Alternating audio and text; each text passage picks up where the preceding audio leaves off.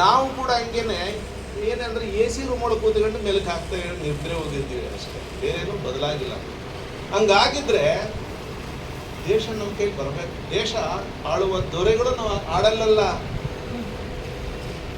ನಡೆಯಲ್ಲಿ conduct ಅಲ್ಲಿ ಬರಬೇಕಾಗಿತ್ತು. ದೇಶ ನಮ್ಮ ಕೈಲಿರ್ಬೇಕಾಗಿತ್ತು. ಬಹುಸಂಖ್ಯಾತರಂತ ಒಪ್ಕೊಂಡ್ರಲ್ವಾ ನೀವು? ಯಾಕೆ ಮತ ಮಾರ್ಕೊಂಡ್ರಿ ಅಂತ, ಯಾಕೆ ಮತ ಮಾರ್ಕೊಂಡ್ರಿ ಅಂತ ಕೋಲಾರದಲ್ಲಿ ನಮ್ಮ ರಾಧಾಗೆನ ಈ ಪ್ರಶ್ನೆ ಆಗ್ತಾ ಇದ್ದೀನಿ. ಯಾಕಂದ್ರೆ ಅಲ್ಲಿ ಅಂಬೇಡ್ಕರ್ ವಿರೋಧಿ ಪಾರ್ಲಿಮೆಂಟ್ ಅನ್ನ ಪ್ರತಿನಿಧಿಸ್ತಾ ಇದ್ದಾರೆ. ಅವನು ಅಂಬೇಡ್ಕರ್ ವ್ಯಾಧಿ ಆಗಿರ್ಬೋದು, ಬಟ್ ಆತನ ಸಿದ್ಧಾಂತಗಳಿಂದ ಅಂಬೇಡ್ಕರ್ ತತ್ವಗಳಿಗೆ ಉಳಿಗಾಲವಿಲ್ಲ. ಇನ್ನ ಘಂಟಾಘೋಷವಾಗಿ ವಡ್ಡಗೆರೆ ನಾಗರಾಜರಿಂದ ಜೋರಾಗಿ ಹೇಳ್ತೇನೆ, ರಾಮ ಮಂದಿರ ಕಟ್ಟುವುದರಿಂದ ಭೀಮ ಮಾರ್ಗದಲ್ಲಿ ನಡೆಯಲಿಕ್ಕೆ ಸಾಧ್ಯ ಇಲ್ಲ. ರಾಮ ಮಂದಿರಕ್ಕೆ ನೀವು ಕೊಟ್ಟ ಇಟಿಗೆಗಳು, ನಿಮ್ಮ ಬೀದಿಯಿಂದ ಮಾಡಿರತಕ್ಕಂಥ ಬೆಳ್ಳಿ ಇಟಿಗೆ ಹೋಯಿತು ನಿಮ್ಮ ದಲಿತ ಶೋಷಿತ ಕೇರಿಗಳಿಂದ. ಯಾವ ರಾಮ? ಯಾರಿಗೆ ರಾಮ? ಅದೇ ರಾಮ ಬೇಡ ಅಂತ ಹೇಳಿ ನಾವು ಭೀಮನ್ನು ಒಪ್ಕೊಂಡಂತಹ ಜನ ಸಂವಿಧಾನವನ್ನು ಬೀದಿಗಿಟ್ಟು ಪ್ರಜಾಪ್ರಭುತ್ವವನ್ನು ಹೊರಗಿಟ್ಟು ನಾವು ಎಷ್ಟೇ ಏನೇ ಮಾಡಿದ್ರೆ ಸಾಲದು. ಸಾಂಸ್ಕೃತಿಕವಾಗಿ ನಾಡನ್ನು ಕಟ್ಟಬೇಕು ಅಂತಕ್ಕಂಥ ಇರಾದೆ ಚಿಗುರೊಡೆದಂಥದ್ದು, ಮೊಳಕೆ ಇಡೋದಂಥದ್ದು ಹಾಡುಗಳ ಮುಖ್ಯ. ಇವತ್ತು ಗದ್ದಾರ್ ಅವರು ವೈಚಾರಿಕ ಕ್ರಾಂತಿಯನ್ನೇ ಆಂಧ್ರದಲ್ಲಿ ತೆಲಂಗಾಣದಲ್ಲಿ ಮಾಡಿದ್ರು. ನಮ್ಮ ಹಿರಿಯ ಅಣ್ಣದಿರೆಲ್ಲ ಕೂಡ ಸಂಘಟನೆಯನ್ನ ಕಟ್ಟಿ ತನ್ನ ತನವನ್ನೇ ಬಿಟ್ಟು, ನಿಮ್ಮೊಬ್ಬರ ಹೆಸರು ಹೇಳ್ಬೇಕು, ಮುಳ್ಳೂರು ನಾಗರಾಜ್ ಅಂತ ನಮ್ಮೊಬ್ಬರು ನನಗೆ ಗೊತ್ತು, ತೀರ್ಕೊಂಡಿದ್ದಾರೆ ನಮ್ಮ ನಂಜನಗೂಡು ಭಾಗದಲ್ಲಿ ಮಧ್ಯದೊಳಗೆ ಅಂತ. ನಾನು ಆ ವೀರಪ್ಪನ ಕಾಡಲ್ಲಿ ಕೆಲಸ ಮಾಡ್ತಾ ಇರಬೇಕಾದಂಥ ಸಂದರ್ಭಕ್ಕೆ ಅವ್ರನ್ನ ಕರ್ಕೊಂಡ್ಬಂದು ಬರೆಸ್ತಾ ಇದ್ರು ಕೆಲವರು ಮಹನೀಯರು, ಅವ್ರ ಹೆಸರು ಬೇಡ ಇದೆ. ಅವ್ರದ್ದು ಚಪ್ಪಲಿ, ಹವಾಯಿ ಚಪ್ಪಲಿ ಅಡಿಯಲ್ಲಿ ಇಷ್ಟಾಗಲ ಇರಲಿಲ್ಲ, ಇಲ್ಲಿ ಹಿಂದ್ಗಡೆ ಇರಲಿಲ್ಲ. ಆ ಚಪ್ಪಲಿಯಲ್ಲೇ ನಂತರ ಬೇಗ ಹಾಕೊಂಡು ಬರ್ತಾ ಇದ್ರು, ತೀರ್ಕೊಂಡ್ಬಿಡ್ಬೇಕು.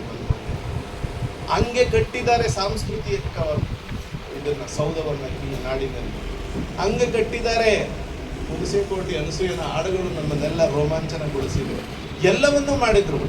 ಮತ್ತೆ ನಮ್ಮದೇ ಹುಳಗಳು ನಮ್ಮನ್ನೇ ಮೇಯ್ಕೊಂಡೋಯ್ತು, ನಮ್ಮವ್ರನ್ನೇ ಒಳಗಡೆ ಬಿಟ್ಟು ಅವ್ರು ಮಾಡಿದ್ರು. ಅದು ದುರಂತ. ಇದು ನಮ್ಮವ್ರನ್ನೇ ಕೂಡ ಮಾಡಿ ನಮ್ಮನ್ನ ಮಟ್ಟ ಹಾಕುವಂಥದ್ದು. ಜೀವನದುದ್ದಕ್ಕೂ ಅಂಬೇಡ್ಕರ್ ಹೆಸರು ಹೇಳಿ ನಮ್ಮ ಚಾಮರಾಜನಗರ MP ಆದಂಥ ಶ್ರೀನಿವಾಸ್ ಪ್ರಸಾದ್ ಅವರು ಕಡೆಗೆ ಅವರು ಲುಂಗಿ ಸುತ್ತಬಿಟ್ಟು ಮಲಗೋಗ್ಬಿಟ್ರು ಶಯನಗಳು.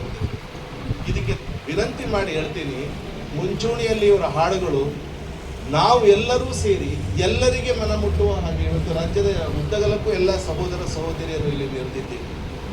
ಈ ವಿಚಾರವನ್ನು ಜನಮಾನಸಕ್ಕೆ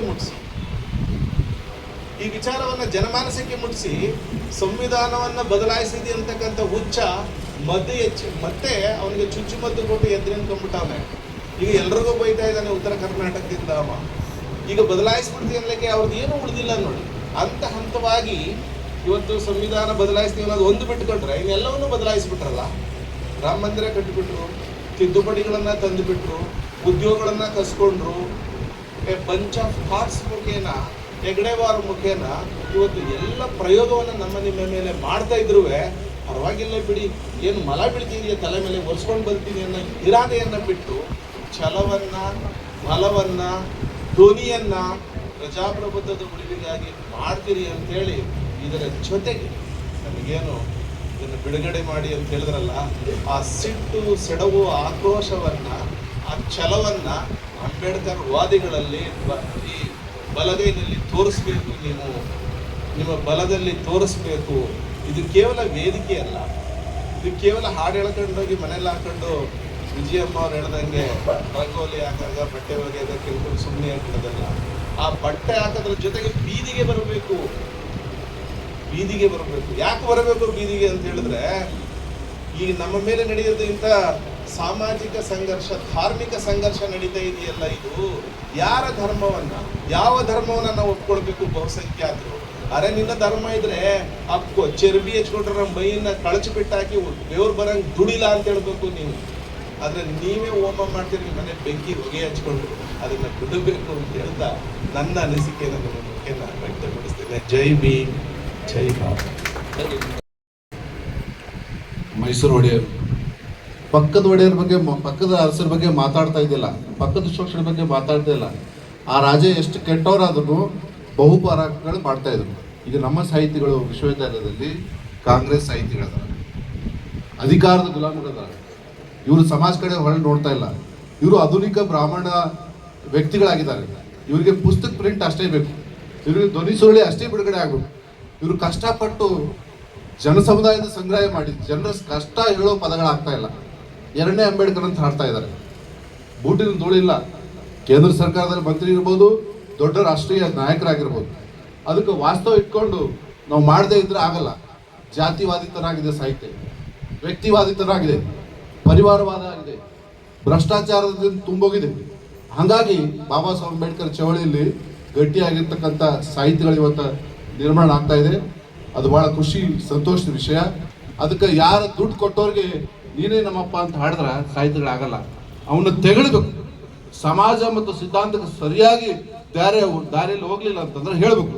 ಅರ್ಧ ಮನುಷ್ಯನ ಗಾಂಧಿವಾದಿಗಳು, ಅರ್ಧ ಮನುಷ್ಯನ ಕಮ್ಯುನಿಸ್ಟ್ ವಾದಿಗಳು, ನೀವೆಲ್ಲ ಸಮಾಜನ ಕಟ್ಟಕ್ಕೆ ಹೋಗಿ ಚೌಚೌ ಮಾಡ್ತಾ ಇದ್ದೀವಿ.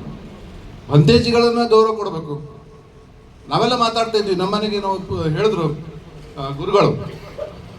ಅದಕ್ಕೆ ನಾವು ವ್ಯಕ್ತಿನ ಆಧಾರ ಇಟ್ಕೊಂಡು ಸಾಹಿತ್ಯಗಳನ್ನ ರೂಪಿಸೋದು, ಅವ್ರಿಗೆ ಪ್ರಧಾನಿ ಅಂತ ಹಾಡೋದು, ಅಥವಾ ಅವರೇ ಎರಡನೇ ಅಂಬೇಡ್ಕರ್ ಹಾಡೋದು ಈಗ ನಮ್ಮಲ್ಲಿರ್ತಕ್ಕಂಥ ವಿಶ್ವದಲ್ಲಿರ್ತಕ್ಕಂಥ ಹುಡಿಗಾಶಿ ಸಾಹಿತಿಗಳಿಂದ ಈ ಚಳವಳಿ ಹಿಂದಾಗ್ತಾ ಇದೆ. ಅವರಿಂದೇನು ನಿರ್ಭರ ಇಲ್ಲ. ಇಡೀ ರಾಜ್ಯಾದ್ಯಂತ ಹೊಸ ತಲೆಮಾರಿನ ಬಹುಜನ್ ಸಮಾಜ್ ಅಂದರೆ ಬಾಬಾ ಸಾಹೇಬ್ ಅಂಬೇಡ್ಕರ್ಗೆ ಬೇಕಾಗಿರ್ತಕ್ಕಂಥ 22 ಪ್ರತಿನಿಧಿಗಳಿರ್ತಕ್ಕಂಥ ಸಮಾಜ ಕಟ್ಟುವಂತಲ್ಲಿ ಸಾಹಿತಿಗಳು ತಯಾರಾಗ್ತಾ ಇದ್ದಾರೆ. ಅದ್ರ ಭಾಗವಾಗಿ ಸಾಹೇಬ್ರೆ, ಗುಲ್ಬರ್ಗದಲ್ಲಿ 7ನೇ ತಾರೀಕಿಗೆ ನಾವು ಆಹ್ವಾನ ಕೊಡ್ತಾ ಇದ್ದೀವಿ. ತಮ್ಮೆಲ್ಲರಿಗೆ ಒಳ್ಳೆ ಸಾಹಿತ್ಯಗಳನ್ನು ತಯಾರು ಮಾಡಬೇಕು, ಪ್ರಬುದ್ಧ ಸಾಹಿತ್ಯಗಳನ್ನು, ಪ್ರಾಮಾಣಿಕ ಸಾಹಿತ್ಯಗಳನ್ನು ಮಾಡಬೇಕು. ಆಳೋ ವರ್ಗದ ಗುಲಾಮರ ಥರ, ಕವಿಗಳ ಥರ ಹಾಡಿದ್ರೆ ಇದು ನಿಮ್ಗೆ ಪೆನ್ಷನ್ ಸಿಗ್ತದೆ, ಅದ್ರ ಬದಲಾಗಿ ಸಮಾಜ ಟೆನ್ಷನ್ ಅಂತೂ ತಪ್ಪೋದಿಲ್ಲ.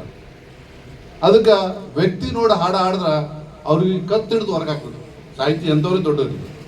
ಅದಕ್ಕೆ ನನ್ನ ಮನವಿ ಏನಂತಂದ್ರೆ, ಇದು ಹೋಗ್ಲಾಡ್ಸೋಕ್ಕಾದ್ರೆ ತೆಗೆದು ಆಗಲ್ಲ, ಅದು ಪರ್ಯಾಯ ವ್ಯವಸ್ಥೆ ಆಗ್ಬೇಕಾಗಿದೆ. ಆ ಪರ್ಯಾಯ ವ್ಯವಸ್ಥೆ ಭಾರತೀಯ ಬೌದ್ಧ ಮಹಾಸಭೆಯಿಂದ ನಾವು ಪ್ರಯತ್ನ ಮಾಡ್ತಾ ಇದ್ವಿ. ಆ ಬಗ್ಗೆ ಮತ್ತೆ ಚರ್ಚೆ ಮಾಡೋಣ ಸಂಘಟನೆ ಬಗ್ಗೆ. 7ನೇ ತಾರೀಕಿಗೆ ರಮಾತಾಯಿ ಅಂಬೇಡ್ಕರ್ 127ನೇ ಜಯಂತಿ ಇದೆ. ಅಲ್ಲಿ 10,000 ಜನ ಮಹಿಳೆಯರು ಸೇರ್ತಾ ಇದ್ದಾರೆ. ಆ ವೇದಿಕೆ ಮೇಲೆ ಯಾರೊಬ್ಬ ರಾಜಕಾರಣಿ ಬರೋದಿಲ್ಲ, ಯಾರೊಬ್ಬ ಡೂಪ್ಲಿಕೇಟ್ ಅಂಬೇಡ್ಕರ್ವಾದಿಗಳಿರಲ್ಲ, ಡೂಪ್ಲಿಕೇಟ್ ಸಾಹಿತಿಗಳಿರಲ್ಲ, ಡೂಪ್ಲಿಕೇಟ್ ಸಂಗೀತಗಾರರಿಲ್ಲ. ಏನಿದ್ರು 16 ಕ್ಯಾರೆಟ್ ಬಾಬಾ ಸಾಹೇಬ್ ಅಂಬೇಡ್ಕರ್ ಸಾಹಿತಿಗಳು ಸಂಗೀತಗಳು ಹುಟ್ಟಿಸುವಂತ ಕಾರ್ಯಕ್ರಮ ಮಾಡ್ತಾ ಇದ್ವಿ. ಅದರಲ್ಲಿ ರಾಧಾಮೋಹನ್ ಒಬ್ಬರಿದ್ದಾರೆ, ಎಲ್ಲರೂ ಇದ್ದಾರೆ. ಆ ಹಿಂದೇನು ಅರಸರು ಆಸ್ಥಾನದ ಕವಿತೆಗಳಿದ್ರು, ಅವು ಬಿಟ್ಟು ಬಾಬಾ ಸಾಹೇಬರಿಗೆ ಇರೋ ಚಳವಳಿ ಮುಂದುವರಿಸ್ಲಿಕ್ಕೆ ತಾವೆಲ್ಲ ಪ್ರಾಮಾಣಿಕ ಪ್ರಯತ್ನ ಇದ್ರ ಅಂತವ್ರಿಗೆ ನಾವು ಆಹ್ವಾನ ಕೊಡ್ತಾ ಇದ್ವಿ. 7ನೇ ತಾರೀಕಿಗೆ ಗುಲ್ಬರ್ಗದಲ್ಲಿ ಒಂದು 10,000 ಮಹಿಳೆಯರನ್ನು ಸೇರಿಸಿ ಬಾಬಾ ಸಾಹೇಬ್ರ ಚಳವಳಿ ಮುಂದುವರಿಸ್ಲಿಕ್ಕೆ ನಾವೆಲ್ಲ ಪ್ರಯತ್ನ ಮಾಡ್ತಾ ಇದ್ವಿ. ಈ ತಥಾಗತ ಆಡಿಯೋ ಸಂಸ್ಥೆ ಅರಿವೇ ಬುದ್ಧ ಗುರುವೇ ಬುದ್ಧ ಅಂತ ಅನ್ನೋದು ಇದು ಇಡೀ ರಾಜ್ಯಾದ್ಯಂತ ಈ ವಿಚಾರ ಮನೆ ಮನೆಗೆ ಮುಟ್ಸಕ್ಕ ನಾವೆಲ್ಲ ಭಾರತೀಯ ಬೌದ್ಧ ಮಹಾಸಭಾ ಮತ್ತು ಇತರ ಸಂಘ ಸಂಸ್ಥೆಗಳು ಬಾಬಾ ಸಾಹೇಬ್ರ ಚಳವಳಿ ಗುರಿ ಮುಟ್ಟೋತನ ತಮ್ಮ ಜೊತೆ ನಾವು ಇರ್ತೀವಿ ಅಂತ ಮಾತ್ರ ಹೇಳಿ ನಾನು ಮಾತು ಮುಗಿಸ್ತೀನಿ. ಜೈ ಭೀಮ್, ಜೈ ಭಾರತ್.